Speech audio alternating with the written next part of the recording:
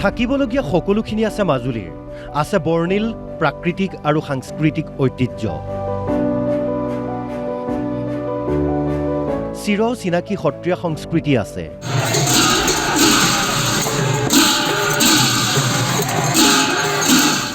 মিচিংসকলৰ চহকী ঐতিহ্য আৰু সংস্কৃতি আছে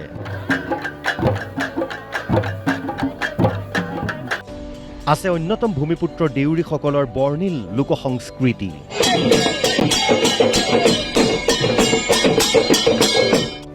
নদী বিলত হাজাৰ বিজাৰ পক্ষীৰ কলৰৱ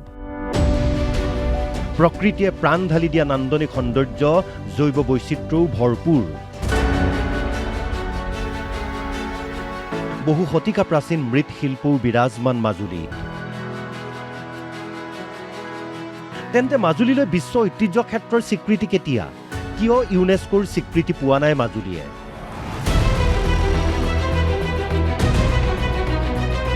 বিগত বহু বছৰ ধৰি বিষয়টো চৰ্চা হৈ আহিছে বহু সময়ত নিৰ্বাচনী ৰাজনীতিৰ বিষয়বস্তু হৈ পৰে এই প্ৰসংগটো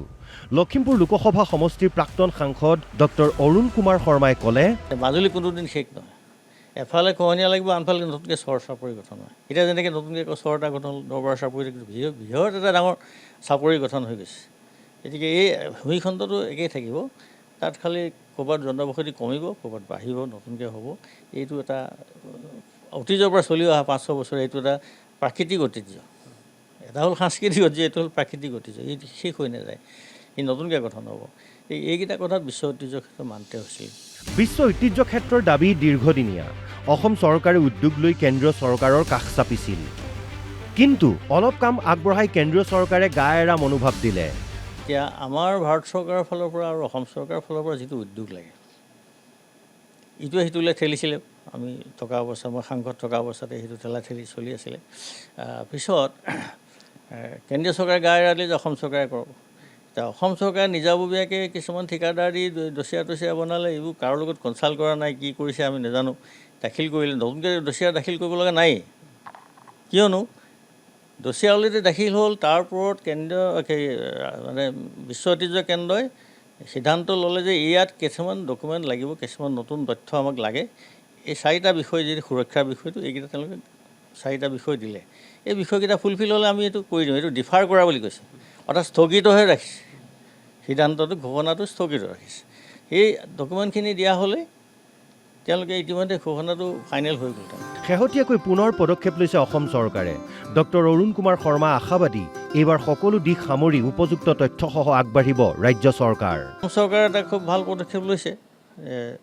এবছৰৰ আগতে তেখেতলোকে কেবিনেট ৰিজলিউশ্যন লৈছে যে মাজুলীক বিশ্ব ঐতিহ্য ক্ষেত্ৰ হিচাপে তেওঁলোকে পুনৰ মনোনয়ন পঠিয়াব এতিয়া মনোনয়ন পঠিয়াবতো বিশেষ কৰিবলগীয়া একো নাই এই 4টা বিষয় তেওঁলোকে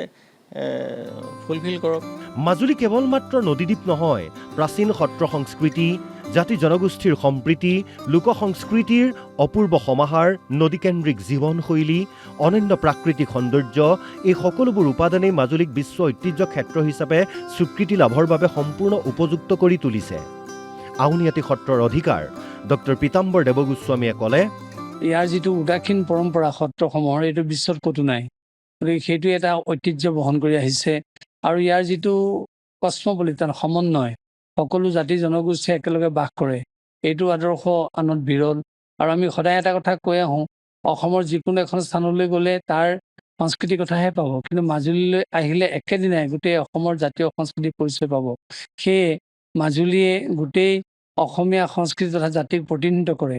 আৰু সেইফালৰ পৰা বিশ্বৰ ঐতিহ্য ক্ষেত্ৰ হ'বৰ কাৰণে যিখিনি উপাদান লাগে আমি আকৌ কৈছোঁ গোটেইখিনি উপাদান মাজুলীত আছে